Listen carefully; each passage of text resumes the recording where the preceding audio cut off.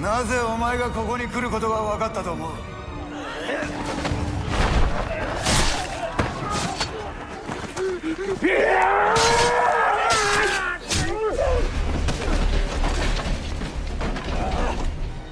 この傷はいろんなことを俺に教えてくれた。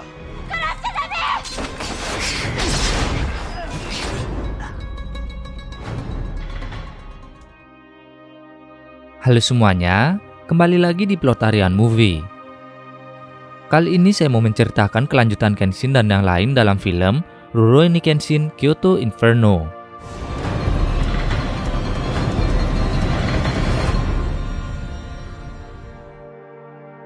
Film yang dirilis pada tahun 2014 ini menceritakan tentang bagaimana Kenshin Himura berusaha menghentikan niat seorang samurai keji bernama Makoto Shishio yang ingin meratakan Kyoto. Dan karena ini menyangkut banyak nyawa, Kenshin pun kembali bertarung demi menyelamatkan seluruh penduduk kota, serta menghentikan rencana Shishio yang ingin menggulingkan kekuasaan Meiji dari teror yang kelompoknya buat.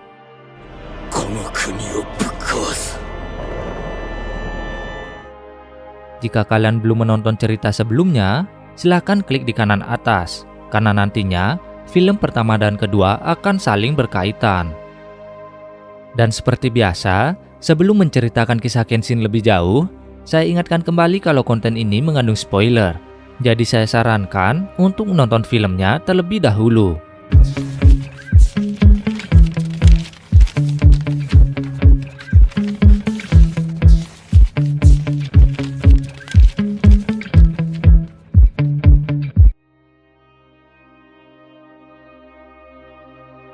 Film diawali dengan memperlihatkan pasukan Saito yang dibawa untuk menangkap Shishio di persembunyiannya.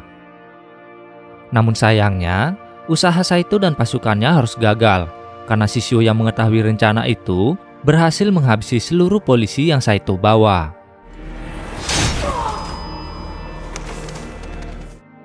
Shishio sempat mengajak Saito untuk bergabung bersamanya melawan kekaisaran. Namun karena tawaran itu ditolak, ia pun memutuskan untuk pergi dari sana. Sementara Saito yang berusaha mengejarnya tak bisa berbuat apa-apa karena ia harus menghadapi seluruh pasukan Shishio seorang diri.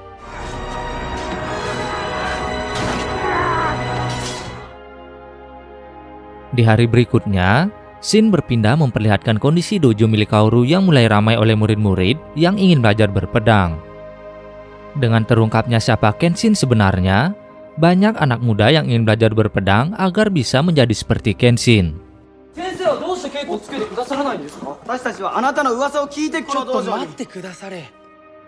Setelah selesai latihan, mereka mendapat tamu dari salah satu petinggi kepolisian bernama Kawaji yang meminta Kenshin agar ikut bersamanya.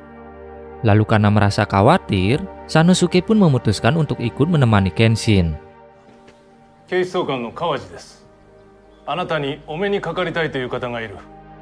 Mereka berdua pun mengikuti Kawaji untuk menghadap seorang menteri dalam negeri bernama Okubo. Yang tanpa basa-basi, Okubo langsung menceritakan apa yang terjadi pada pasukannya semalam dan kekejian yang telah dilakukan oleh Shishio.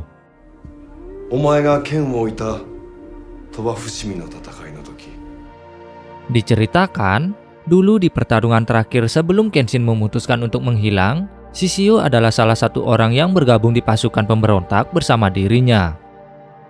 Shishio dikenal sebagai seorang pendekar pedang yang memiliki kemampuan setara Kenshin. Namun bedanya, ia tanpa ragu membunuh kawan atau lawan di medan pertempuran.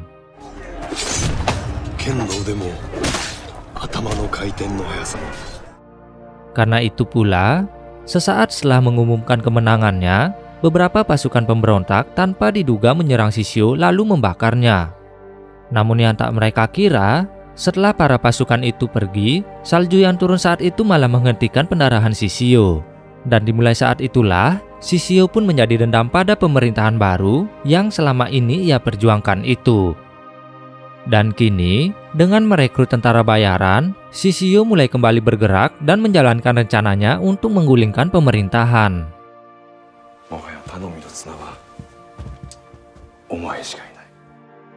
Okubo secara pribadi meminta agar Kenshin menghentikan Shishio. Dan sebagai jaminan, pemerintah akan melepaskan Megumi. Karena secara hukum, Megumi dapat dituntut karena dulu pernah bekerja untuk Kanryu. Meski mendapat tekanan seperti itu, Kenshin masih belum mau menjawab permintaan Okubo dan lebih memilih untuk pulang ke dojo lalu menceritakan semuanya ke Kaoru dan yang lainnya.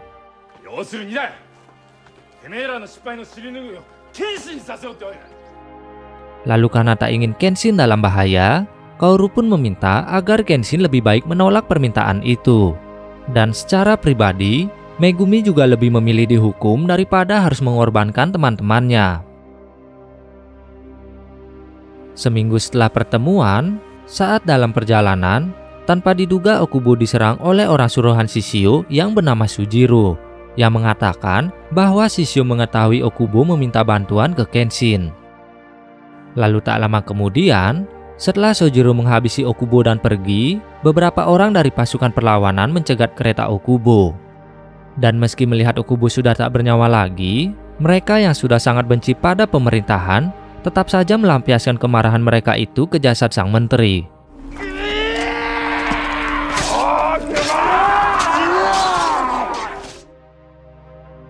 Dengan kejadian itu, Kawaji kembali bertemu dengan Kenshin. Lalu agar Kenshin mau membantu mereka, ia pun mengajak Kenshin untuk melihat sendiri mayat para anggota polisi yang menjadi korban kekejaman Shishio. Tak lama kemudian, Saito yang ternyata selamat dari pertempuran di awal, mengatakan kalau kematian Okubo dan teror yang dilakukan Shishio akan menyebabkan kekacauan bagi seluruh Jepang. Maka dari itu, Saito berharap agar Kenshin bisa bergabung dengannya di Kyoto untuk menghadapi Shishio.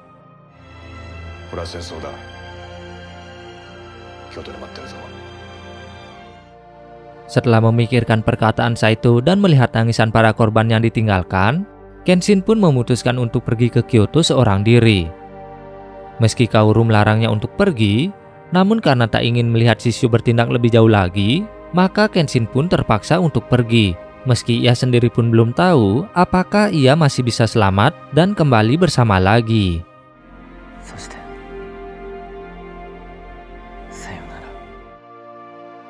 Di tempat lain, Sanosuke yang kesal ditinggal oleh Kenshin tiba-tiba dicegat oleh seseorang bernama Aoshi yang berniat menghabisi Kenshin. Namun karena Sanosuke tak mau memberitahu keberadaan temannya itu, ia pun akhirnya bertarung dengan Aoshi dan akhirnya berhasil dikalahkan.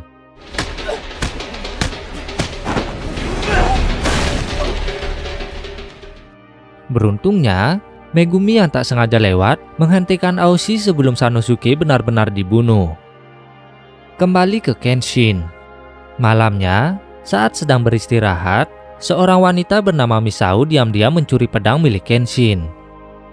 Namun setelah mengetahui pedang itu bermata terbalik, Misao pun mengembalikan pedang itu ke Kenshin.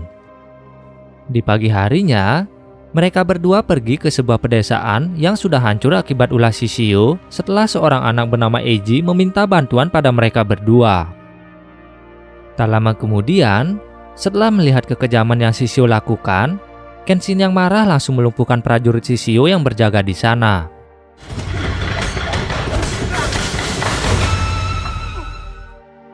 Dan setelah semuanya dikalahkan, Sojiro tiba-tiba datang dan memberitahu Kenshin kalau ia diundang oleh Shishio yang berada tak jauh dari desa. Mendengar itu, Kenshin pun memutuskan untuk pergi seorang diri. Dan saat mereka berdua bertemu, Kenshin yang marah langsung menantang Shishio untuk bertarung.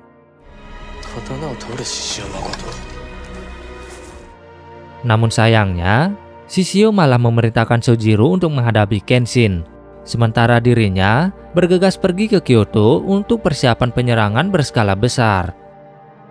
Kini Kenshin pun harus bertarung menghadapi Sojiro, di mana dengan kecepatan yang ia miliki, Sojiro mampu mengimbangi dan menghindar dari serangan Kenshin. Lalu pada akhirnya, ia juga berhasil mematahkan pedang milik Kenshin dan pergi dari sana begitu saja karena ia sama sekali tak berniat membunuh Kenshin.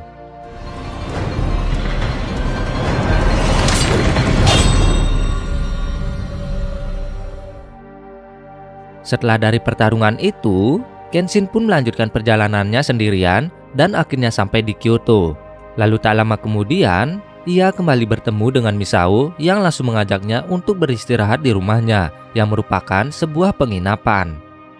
Saat sampai, Kenshin langsung disambut dengan ramah oleh kakek Misao yang bernama Nenji, di mana pria tua itu langsung memberitahu kalau ia dan keluarganya adalah Oniwa Banshu atau kelompok intelijen ninja yang bekerja untuk sang kaisar sebelumnya.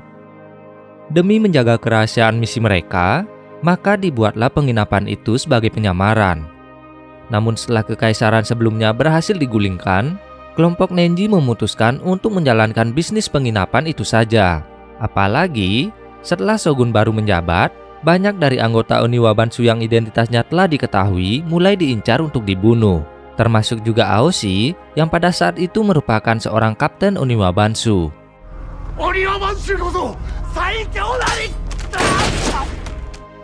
Aoshi yang marah pada keadaan itu perlahan mulai mengalihkan targetnya ke Kenshin. Karena saat perang terakhir terjadi, Kenshin merupakan salah satu pendekar pedang terhebat. Namun yang menyedihkan dari kisah itu, Misao sama sekali tak mengetahui kalau orang yang ia kagumi sedang memburu Kenshin. Dan karena itu pula, Nenji meminta Kenshin untuk menghentikan Aoshi yang semakin tak terkendali.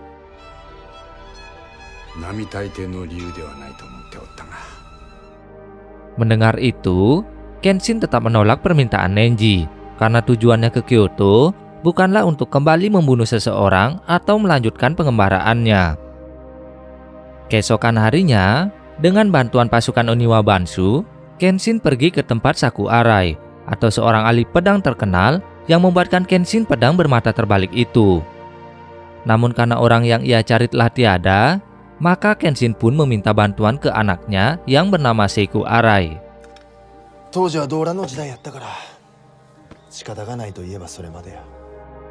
Awalnya Seiku menolak permintaan Kenshin, karena setelah era samurai berakhir, kini ia hanya membuat pisau dan peralatan dapur saja.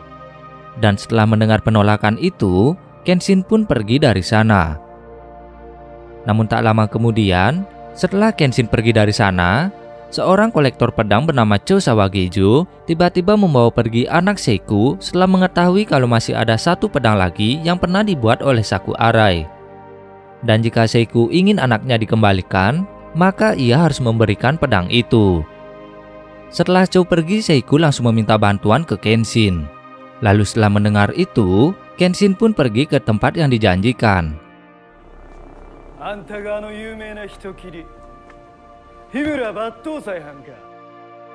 Saat bertemu, keduanya pun terlibat pertarungan, di mana Kenshin yang tak membawa pedang sama sekali sempat kesulitan melawan Cho. Pada akhirnya, setelah melihat ketulusan Kenshin, Seiku pun akhirnya memberikan pedang terakhir milik sang ayah. Dan setelah mendapat pedang baru, dengan sekali serangan, Kenshin berhasil mengalahkan Cho. Namun yang tak ia ketahui, pedang yang Arai buat merupakan pedang yang bermata terbalik juga. Singkat cerita, setelah mendapat pedang baru, Kenshin kembali ke penginapan dan akhirnya bertemu dengan Kaoru dan Yahiko yang ternyata memutuskan pergi ke Kyoto untuk menemuinya. Meski Kenshin sedikit kesal dengan kedatangan Kaoru, namun ia juga merasa lega karena setelah pasukan Shishio yang menyebar di mana-mana, ia masih bisa melihat Kaoru dengan selamat.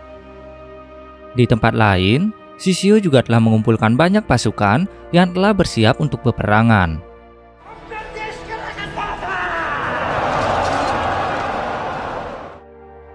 Di hari berikutnya, Kenshin pergi menemui Saito untuk mengetahui situasi mereka saat itu, di mana dari informasi yang dikumpulkan, Shishio berencana membakar Kyoto pada keesokan hari tepat di tengah malam.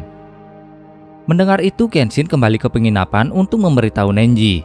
Lalu setelah mengetahui semuanya, Nenji juga mulai bersiap-siap dengan mengerahkan pasukan ninja Oniwa Banshu yang tersisa untuk bersama-sama memerangi Shishio.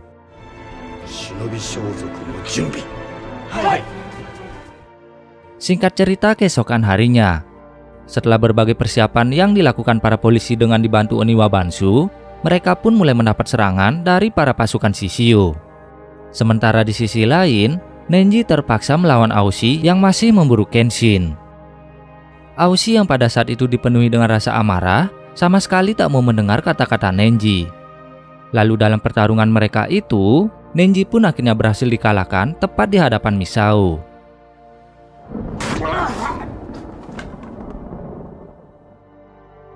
kembali ke Kenshin. Dalam peperangan, ternyata Sanosuke juga memutuskan untuk pergi ke sana membantunya. Namun yang aneh, tak ada tanda-tanda keberadaan Shishio ataupun pendekar pedang terbaiknya. Tak lama kemudian, Kenshin pun menyadari kalau target sebenarnya bukanlah Kyoto, melainkan pusat pemerintahan yang tak lain adalah Tokyo. Ditambah, kini juga Kaoru berhasil diculik oleh Sojiro.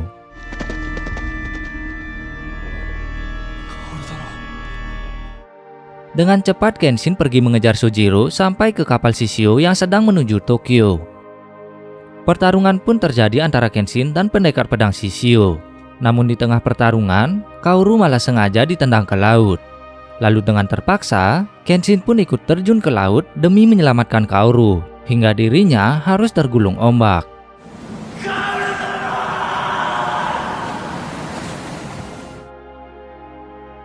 Di akhir cerita, Kenshin yang terdampar tak sengaja ditemukan oleh orang misterius. Lalu setelah melihat pedang milik Kenshin, pria itu pun memutuskan untuk membawa dan merawat Kenshin. Sementara Kaoru masih belum diketahui keberadaannya. Begitulah akhir dari Rurouni Kenshin Kyoto Inferno. Terima kasih bagi yang sudah menonton sampai akhir. Jangan lupa like, share, dan subscribe. Dan jangan lewatkan update film atau series lainnya hanya di Plotarian Movie.